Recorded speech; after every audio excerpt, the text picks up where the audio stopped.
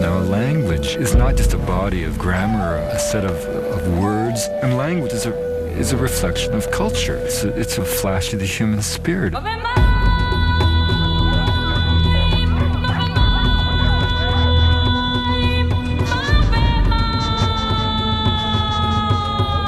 And of the 6,000 languages spoken on Earth, fully half of them are being taught to children, which means that effectively, unless something changes, they're dead. What this means is that within a single generation, we may be losing fully half of humanity's intellectual, social, and spiritual legacy. This does not have to happen. These cultures are not a fundamental question. What does it mean to be human and alive?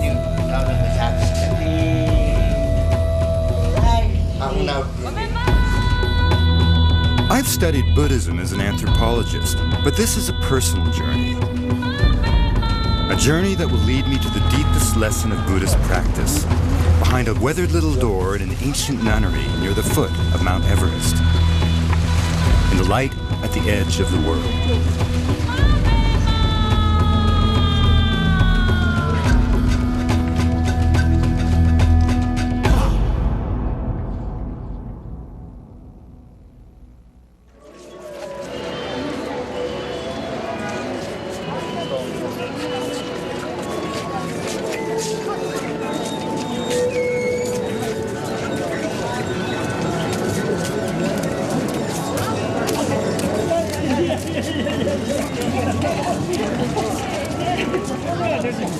How do you take a spiritual journey in Buddhism? Where do you begin? Who do you follow? The Buddha was a teacher who started this practice 2,500 years ago. In Sanskrit, Buddha means the awakened one. His teachings are known as the Dharma. They are a spiritual path, a roadmap to enlightenment.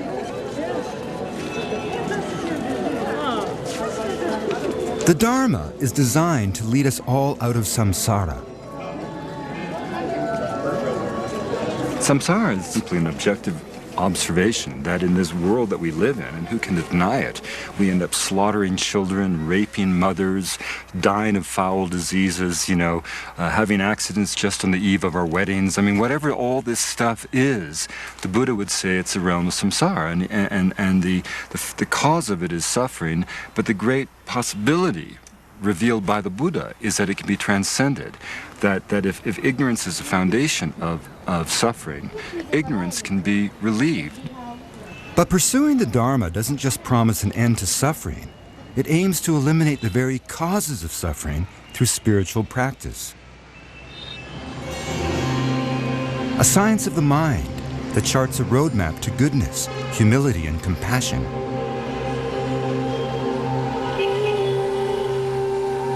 One takes refuge in the Buddha, considering him not a god, but a guide. You take refuge in the Dharma, which is not a dogma, but a path. Of all the religious traditions that I've encountered in my travels, this is the one that has always made the most sense to me.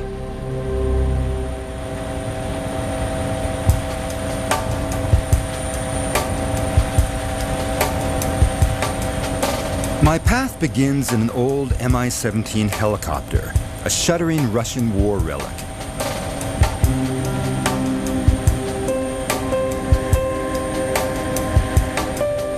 We lift off for a trip into the Himalayas, back to where the monasteries are. Many of the Buddhists of Nepal were once the Buddhists of Tibet before the Chinese ran them out and destroyed their temples in the 1950s.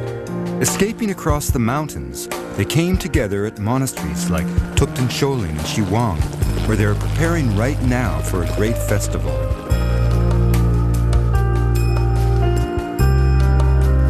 As much as this is a trek into some of the most stunning country in the world, it is also for me an adventure into the mind.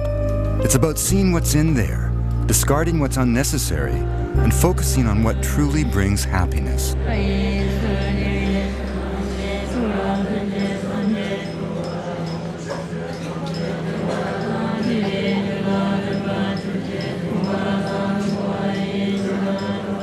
There is something about the inherent tolerance of Buddhism that is incredibly attractive. It's totally non-judgmental. There is no notion of sin. There is no notion of good and evil. There is only ignorance and suffering. And this is the most important thing. It places all emphasis on compassion. You know, you do not embrace negativity.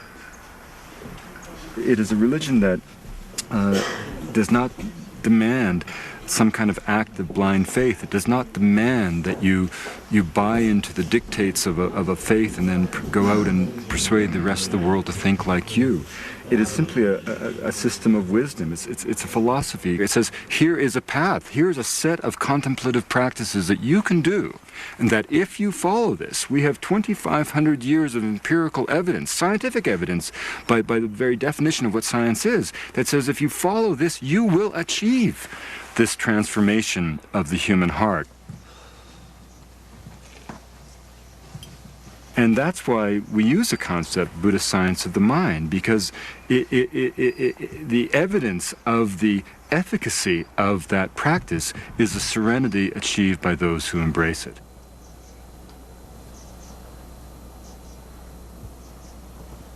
I can explain Buddhism in words, that's easy for me, but I'm still seeking meaning. The path to enlightenment requires basic tools, and the first one is meditation. Real meditation is said to calm the mind. The common metaphor is that the mind is like a windy lake. The waves make it impossible to see the bottom. But by stilling the waves, the water, the vision, becomes clear. Okay. So for men's first left. Okay. Do you want me to take a watch that's better. The first guide on my journey is a Tibetan doctor, Sherab Barma. Sherab's medical training took 7 arduous years. 1 year was devoted purely to meditation. Even today, he leaves his practice for a month each year to return to a cave and meditate. You relax. I need meditation. But when Sherab does the pulse diagnosis, you know, this is, again, not a trivial, arcane exhibition. It's not sleight of hand. It's been, even by Western scientific terms, it's been recognized that the Tibetan pulse diagnosis can be extraordinarily precise. And the fascinating thing for me is that in bringing his intellectual, in a sense, medical attention to that challenge, at that moment of diagnosis, he's also bringing his entire meditative, attentive mind to that moment. Okay, please can I see your trunk? Within the Tibetan realm of medicine, Please, you can look my finger. there is no easy separation between the state of the mind, the state of the spirit, and the state of the body. They're all intricately entwined.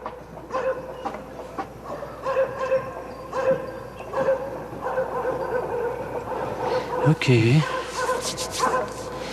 So you're in a good health, but I see in your eye, in your pulse readings, it's little bit your maintenance problem. This means like I think your makeup planning lots of, or your like mind work or something like that. I feel because of your heart send message, and little bit you are tired or you're not sleep well or some worried or kind of that. So really what you're saying is that my mind is so, needs to be calmed or needs to, what are you saying? So you need little bit rest, and if you can, this meditation is important. Sherab sees that my mind is swirling and my thoughts are ragged. I need to find the stillness. This is a search for meaning, not for the next life, whatever that may be, but for this life, now. The sanctuary of Thupten Choling. Since the Buddhists fled Tibet, this monastery has become one of the main centers of the Tibetan spiritual world. The 800 monks and nuns who live here are preparing for the Mani Rimdu, a celebration of compassion that represents freedom from samsara for all the sentient beings of the world.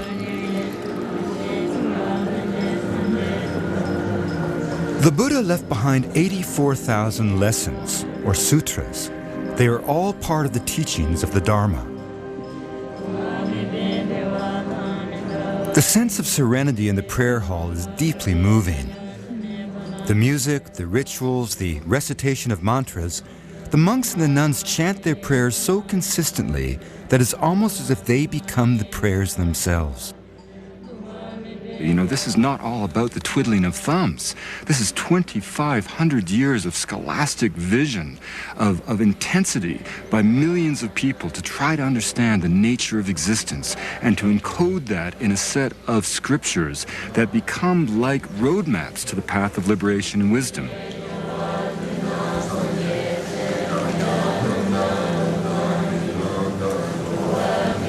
The scarves, or katas, that the monks and nuns throw forward represent the nature of karma, the principle of giving and receiving. They are both offerings and appeals to Trulsig Rinpoche, the abbot of Topten Choling, a teacher of His Holiness, the Dalai Lama, and one of the most revered enlightened beings in the Buddhist world.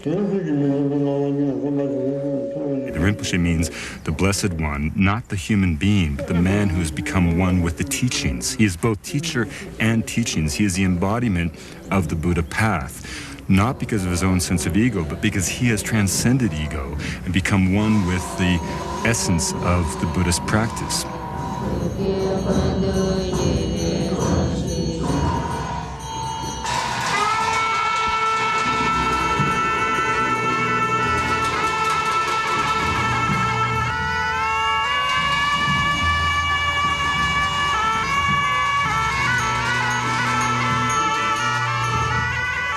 Topten Choling has grown so much that they have had to build a new central temple and quarters for the additional monks and nuns.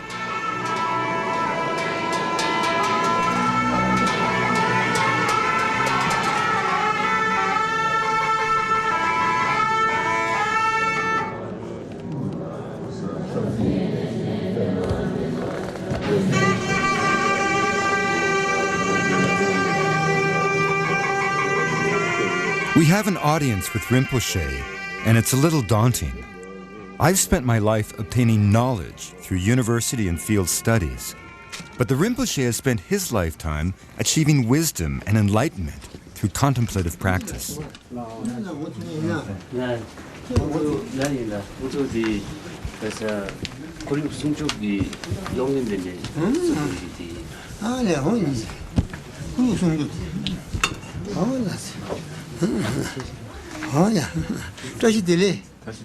know, the first time I was in the presence of Trulsig Rinpoche was 3 years ago when I visited Topten Choling monastery, and I was working on another project, and I had a whole list of specific questions that I was planning to ask him.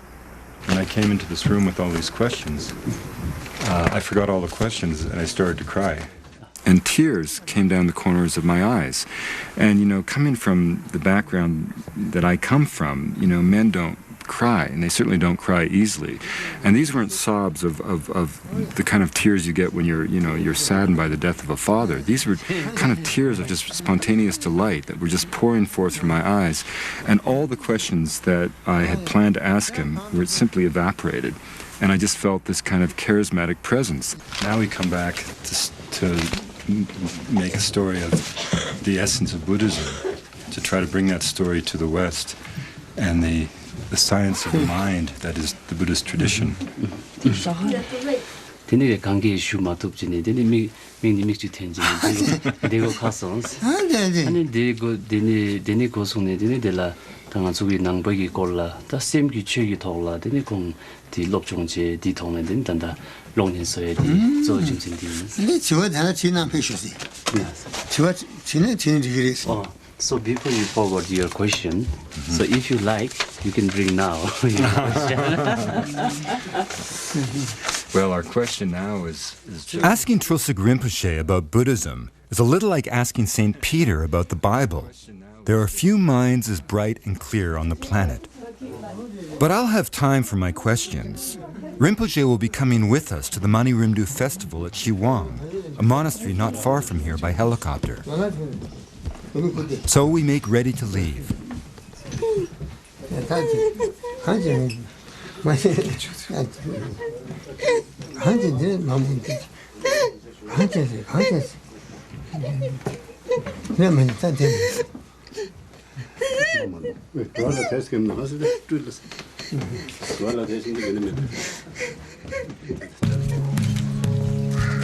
There are tens of thousands of people in this part of the world who would give their eye tooth to spend one moment in the presence of Tulsa Rinpoche. And we were blessed by him.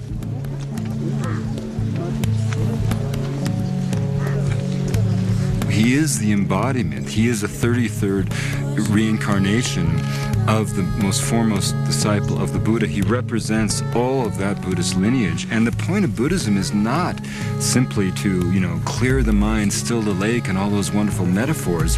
It's to embrace compassion. It's to be compassionate. Rinpoche is living proof that compassion can be achieved as a state of being, that contemplative practice will result in serenity and enlightenment. This is what we mean by a Buddhist science of the mind. It is the empirical pursuit of the truth. But the amazing thing for me is the realization that there really is a path that can lead to a transformation of the mind and spirit.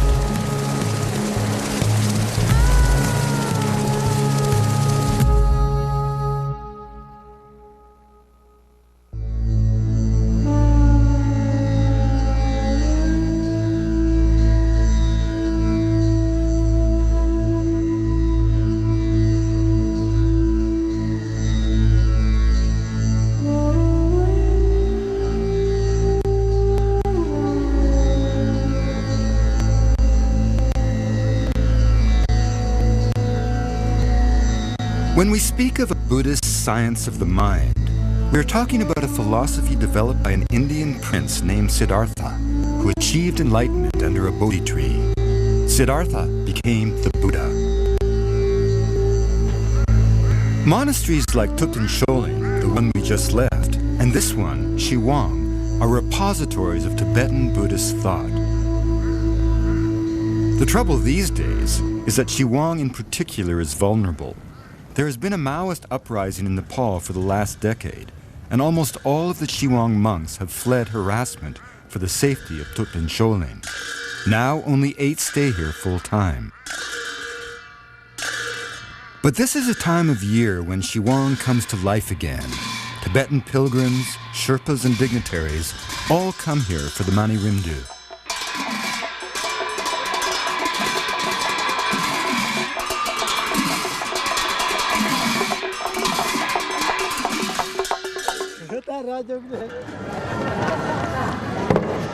The Mani Rimdu is a ritual recreation that celebrates the arrival of Buddhism in Tibet from India.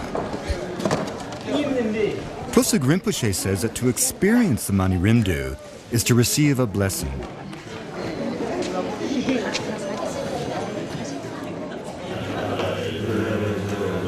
The prayers before the pageantry of the festival connect to the very essence of Buddhism. The fundamental idea is that everyone has the potential for inner transformation. We all have our own perfect jewel buried deep in the earth. All we need are the tools to find it. The Dharma is designed to remove everything that obscures our true Buddha nature.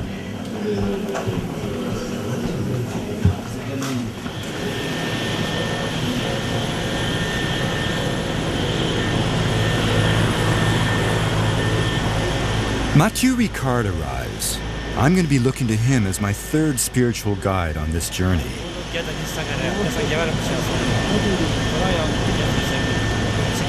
At one time, Mathieu was a leading scientist at the Institut Pasteur in Paris. Here was this man from a highly distinguished French family. His father, a major literary critic. Mathieu himself, a brilliant molecular biologist, clearly on his way to a great career in science, Western science. And at some point for him, it just wasn't enough. Something was still missing. You could reduce all of material existence down to a single gene, a single atom, and you still had to ask the question, why? It's becoming more and more difficult to understand. It is very sweet. It is very, very devoted to Rinpoche and Rinpoche. You see, we are ready to spend 15 years to go through education. Then we spent another number of years to train professionally. We spent a great amount of time, jogging and doing gymnastic and going on this bicycle and rolling sort of things, and then to get healthy. And then we spent another amount of time taking care of our appearance, going to have some nice hairdo or whatever. Now, how come we don't even spend a few moments every day to see how our mind works, which in the end is what determines the quality of our life? So that's very puzzling, in fact. So why is that? I think there's a kind of slight hesitation, looking at our mind. That seems a bit weird. I met somebody, a young person in California, who told me, I don't want to look within myself. I'm afraid of what I'm going to find there. I told that to Dalai Lama. He said, that was more interesting than going to the movies. So much happening in your mind. It's such a fascinating adventure.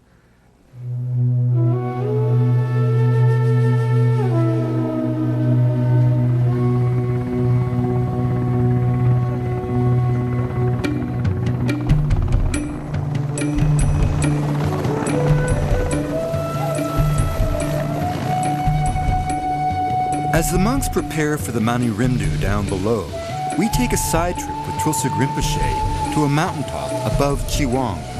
It's a place of deep spiritual meaning that he hasn't laid eyes on in nearly 40 years.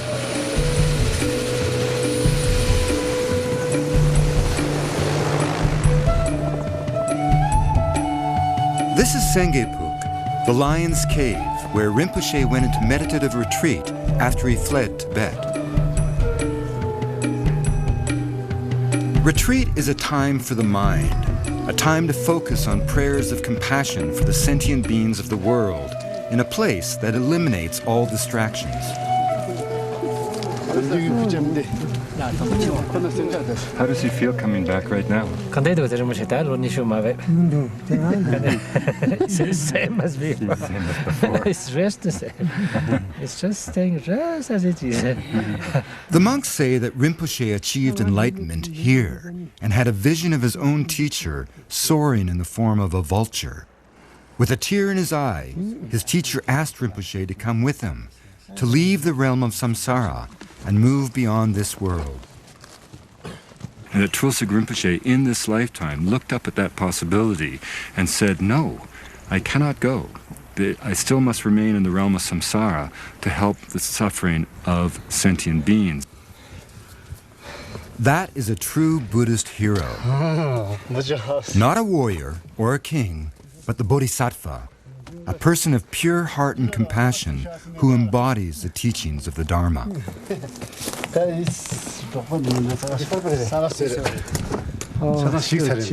Actually, when Moshe stayed here, it wasn't like that. It fell down. So This is the place where Trulsug Rinpoche used to stay. In the sunshine, on his old patio, Rinpoche stuns me with an impromptu teaching of the Four Noble Truths, the very pillars of Buddhism. I've read about the Four Noble Truths. As an academic, I can recite them by heart. But that's not the same as receiving them from Rinpoche through the translation of someone like Mathieu Ricard. So when first the Buddha gave the teachings after achieving enlightenment, the first teaching he gave was about the Four Noble Truths, which is actually recognizing the existence of suffering, acknowledging, and recognizing that suffering has a cause. Cause is a condition that can be dispelled. The first noble truth, of course, is that all life is suffering. Now, suffering doesn't mean necessarily misery, and it's not a pessimistic or even a nihilistic observation. It was simply an objective assessment of reality, that life is suffering, that we all grow old. And the second noble truth was this idea that suffering itself is based on ignorance. By ignorance, he didn't mean stupidity, but by ignorance being implying that the clinging to the illusion that the world and that existence itself had an intrinsic concrete reality, that everything was tangible, static, permanent. So now, in order to get rid of ignorance and the mental toxins and afflictions and obscurations, we need to rely upon someone who has more wisdom than we have, more understanding than we have. So hence the notion of a spiritual friend or a spiritual teacher who is showing us the path, who is indicating how we could go about removing the veils of ignorance. The third noble truth was the idea that suffering could be relieved through spiritual practice, that ignorance could be banished from the realm of perception, that you could actually find a solution to this human dilemma. And of course, the fourth noble truth was the delineation of a specific contemplative practice, a path of wisdom that promised, if followed, to allow you to transcend the realm of suffering.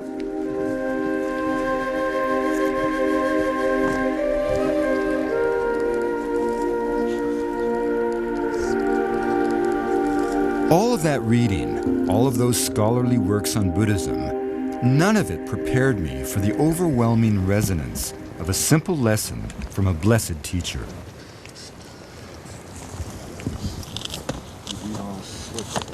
All those things, you know, and then when you hear it from someone like that. You know? Yes, of course. That's the obvious. So, otherwise, you know, this is quite obvious the way people got lost in what they wish happiness, but they run towards suffering. Although we aspire to happiness, we got completely confused about the means to achieve genuine happiness. We mistake happiness and pleasure, happiness and intensity, happiness and so many things. We don't realize happiness is a way of being that comes from inner freedom, not just from trying to enjoy as many things as possible, because that's like running after a rainbow, hoping that we can wear it as a dress. No, it never works. They hope for happiness, but they got lost in the wrong means of achieving it. So that's the drama of sentient beings.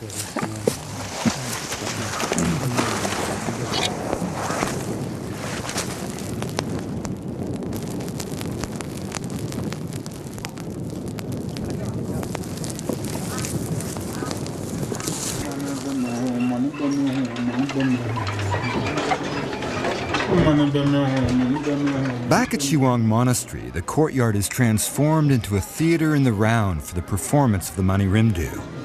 It tells the story of Buddhism being brought to Tibet, but it is also a celebration of the totality of the human experience.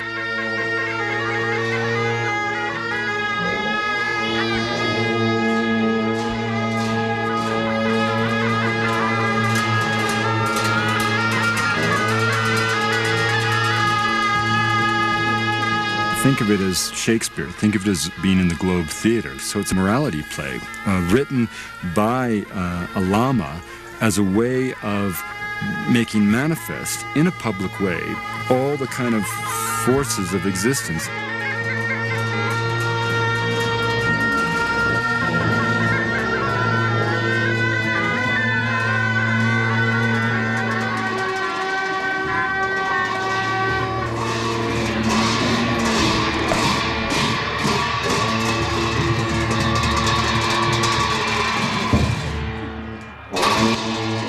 And those masks, which represent particular beings, particular deities, they are also, in a sense, metaphorical. They represent, it's almost like a pageant of all the forces of samsara and all the forces of divinity with which one will engage in your own dance of life.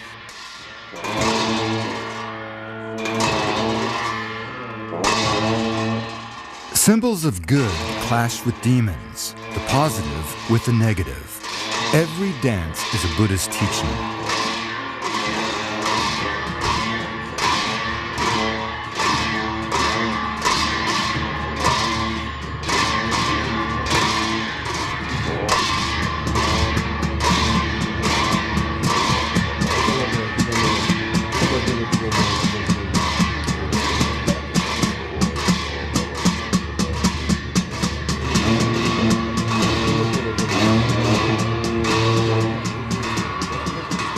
Long before the dances began, monks were behind the scenes at Shiwang performing puja, a concentrated series of rituals.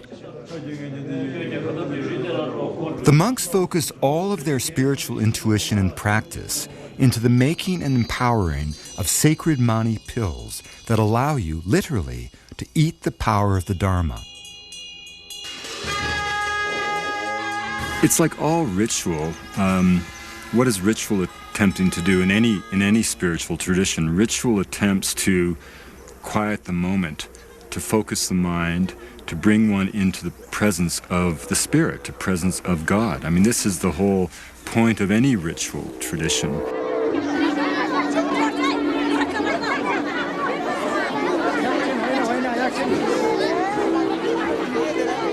A gentle mob jostles to get near Tulsig Rinpoche to receive his blessing, pills of compassion. Much of this feels familiar to a Westerner. A blessing from a priest, the offering of the host, absolution from sin. But here there is no sin. There is only the repeated reminder that ignorance, which stands in the way of wisdom and happiness, can be overcome by the clear path of the Dharma.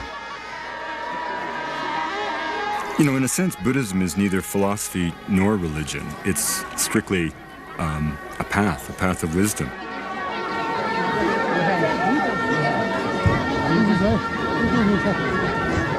And in fact, serenity itself, the serenity that you see in an enlightened being like a Tulsig Rinpoche, is the empirical evidence of the success of the science of the mind that is Buddhism.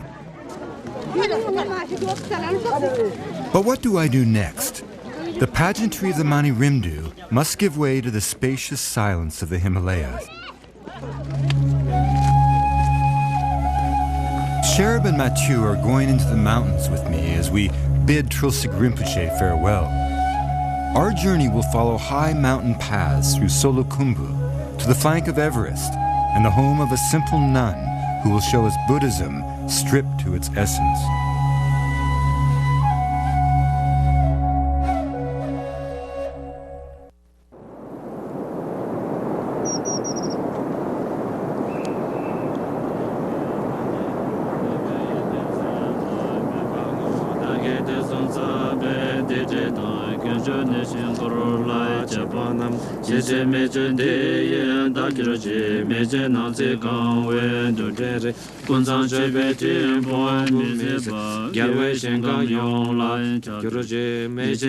The most basic lesson in science class is to have a hypothesis before you conduct an experiment. Then you record your observations and draw your conclusions. With their science of the mind, the early Buddhists observed that through contemplative practice, they achieved happiness and wisdom. They drew the conclusion that the Dharma worked. 2,500 years later, Western scientists wired up the heads of Buddhist monks, including Mathieu Ricard, to see what happened inside the brain of an experienced meditator. Amazingly enough, the very structure of the brain changed. Western science revealed that the Dharma could literally transform the human being. For the monks, the experiments were fun, but not really necessary. They already knew what meditation did. They already had empirical evidence of lives changed by the Dharma, their own. So, you know, when we speak of meditation, in the West, people have quite exotic idea of sitting under a mango tree and sort of, you know, blissing out and having a good time for the rest of the day, like a relaxation thing. Or they often say, you know, when you meditate, you have to blank out all your mind from all thoughts, isn't it? So there's a real misunderstanding about what meditation means. For most of us, when we think of meditation, and many of us have tried it, you know, everybody from doctors to our churchmen tell us we should check it out. We shut our eyes, we try to stay still, and our minds are just exploding with stuff, you know. Well, the idea is, you know, usually when we think of calming down the mind and we become aware of what's going on in the mind, we say, wow, there's so many thoughts. There's more than ever. Actually, it's not that there's more than ever. You start to become aware of what's going on in your mind from morning till evening, this whirlpool of thoughts. Because your mind is like a spoiled brat. It's constantly moving here and there, thinking of ruminating the past, imagining the future, never in the present moment. So try to focus your mind. And we say it's like the butterfly. You know, the butterfly stays on the flower, then it sort of goes away for no reason, then comes back. So it's okay you will be distracted, but you should bring back your mind. And so meditation will help you to become the master of your mind. And master of the mind is not the absence of freedom. You know, sometimes people think that, I'm going to control my mind. I'm sort of reducing my freedom. Take the example of the sailor at sea. What is the freedom? To let the boat drift wherever the currents and the wind blow? That's not freedom, that's drifting. Real freedom is to take the helm and navigate where you have chosen to go. That's freedom. So if you are in charge of your own mind, that's freedom.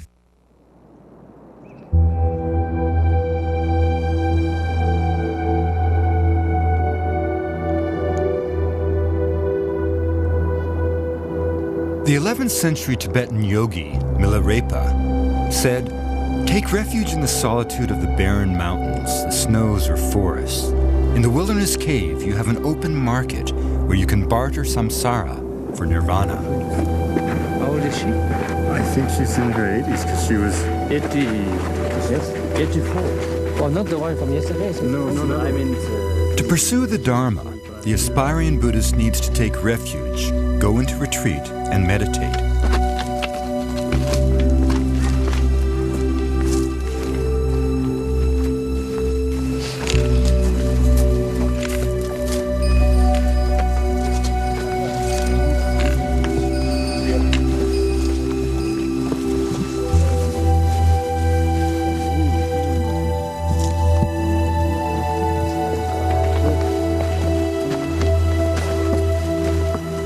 Behind this door lives Tetsun Ani. She is a nun who has been in solitary retreat for 45 years, never leaving the confines of this simple hut. She has distilled her entire religious practice to 3 simple mantras, prayers for the welfare of all sentient beings, recited again and again through every hour of her waking day. Now, here is this woman, by all accounts, an extraordinarily beautiful young woman, devoted to the Dharma, who suddenly was kind of besieged by a suitor, a wealthy merchant who had the power to really demand betrothal.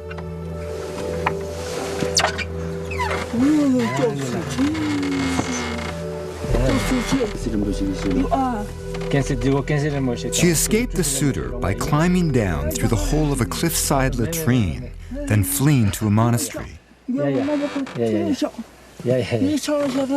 And she was a legend in the region. Every Sherpa who marched toward Everest would go toward her retreat and pay homage to her.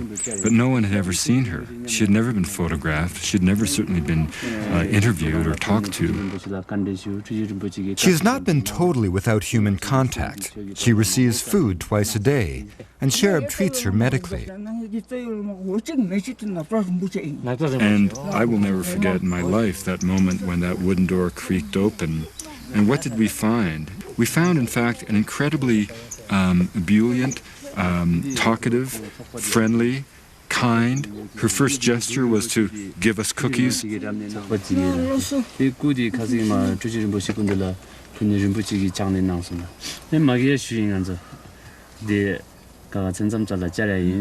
what did she do? She went right into the Dharma.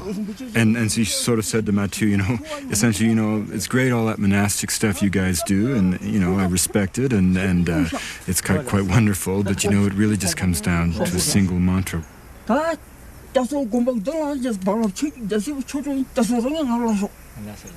She deeply prays for all sentient beings to be free from all sufferings, outer and inner sufferings, and so from her heart she dedicates the merit as she recites the Om Mani Padme Hum, the mantra of Avalokiteshvara.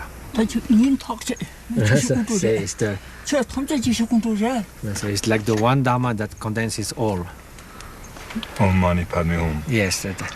So her life has been completely dedicated for 45 years to solitary retreat, to the recitation of the mantra, yes, and all directed toward the well-being of all sentient Right. beings, almost like your heart, just spreading Yes. compassion. Yes. It all boils down to our own mind, the quality and the nature of our mind.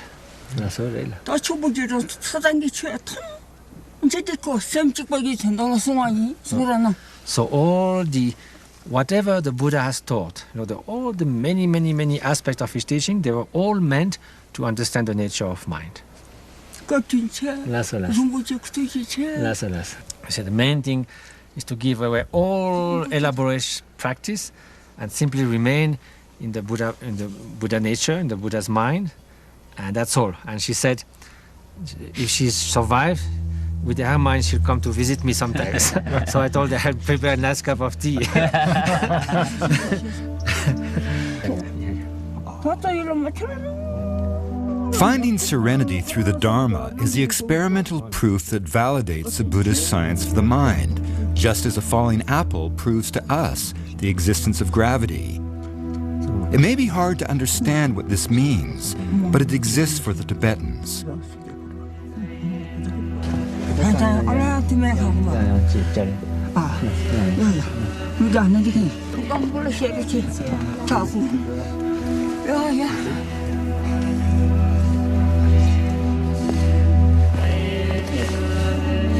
무슨 저 서서 그래 내지는 털었었지. 가라마 가라마 지금, 라마. Many Tibetans do not believe that we went to the moon, but we did. We may not believe that they achieve enlightenment in this lifetime, but they do.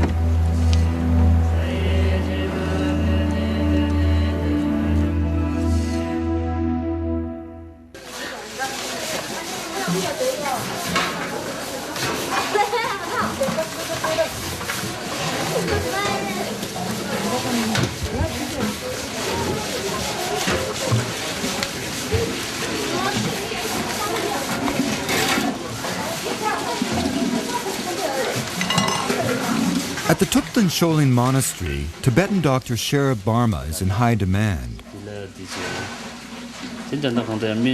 In one day, he will see over 100 patients, diagnosing everything from cataracts to smoke inhalation from the fires in the kitchens. Western science and efficiency, a Lama once wrote, has made a major contribution to minor needs. We spend much of our time in the West trying to ensure that people live to be 100 without losing their hair or their teeth. The Buddhists spend their time giving meaning to existence. The Buddhist spends all their lives getting ready for a moment that we spend most of our lives pretending does not exist, which is the moment of death. We in the West, I think, constantly confuse knowledge for wisdom. It's little bit you relax your body and straight in our spinal cord. And you see this in old men all the time in the West. They say, what do you mean? I've worked so hard. I've built General Motors and goddamn it, I'm going to die? Or, I've got 15 PhDs from Yale, Harvard, Princeton, and Oxford. My God, I know everything about diatoms, and I've been in every genetics, and I've been at every conference, and I've gotten a Nobel Prize, and goddamn it, I'm going to die? And they haven't thought about that. And the essence of Buddhism is the notion that all life is fleeting. Every moment of time is precious, and you have a choice. When I finally sit down to meditate beside Sherab and shut my eyes, I'm overwhelmed by the non-stop mental traffic in my head. It happens to all of us, and most of the time we don't even notice that it's there. But when you meditate, even for a moment, you realize how far you have to go before achieving even the possibility of being able to calm the mind.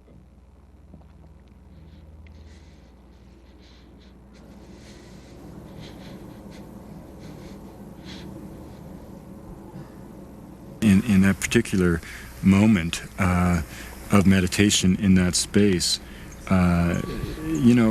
your thoughts move through your mind, and the metaphor used always in Buddhism is that the mind is like a windy lake with the wind buffeting the waves and causing the water to be turbulent, and if you can somehow still the mind, you will clear the lake. And so as you go deeper into that kind of meditative state, sometimes just sort of raw emotions will just come up. Tears often come to the novice, for to meditate is to allow oneself, often for the first time, to be still. And to be still is to glimpse the true nature of things. Like so many of us in the West, I dwell too often in a whirlwind of frenetic activity, racing against time, defining success by measures of the material world, books, academic degrees, credentials of one sort or another. This, to the Buddhist, is the essence of ignorance. They remind us that all life grows old and dies, that all possessions decay, and they offer an alternative, a path of wisdom, long and difficult, but to me, irresistible.